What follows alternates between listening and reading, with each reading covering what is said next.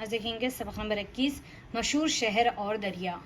हिंदुस्तान में सबसे बड़े शहर बम्बई और कलकत्ता है।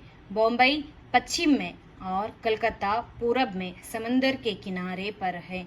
वहाँ से दूसरे मुल्कों के साथ सौदागिरी होती है। रोज़मर्रा जहाज़ आते जाते हैं। लाहौर, दिल्ली, आगरा, इलाहाबाद और बनारस भी बड़े शहर हैं। दिल्ली इस मुल्क की पुरानी राजधानी है। हरिद्वार, इलाहाबाद, बनारस गंगा के किनारे और मथुरा जमुना के किनारे तीर्थगाह है। गंगा और जमुना हिंदुस्तान के बीच में है। ये दोनों दरिया इलाहाबाद के नीचे मिलकर एक हो गए हैं। नर्मदा दक्कन में, सतलज पंजाब में, सिंध हिंदुस्तान के पश्चिम में और ब्रह्मपुत्र पूरब में बड़े दरिया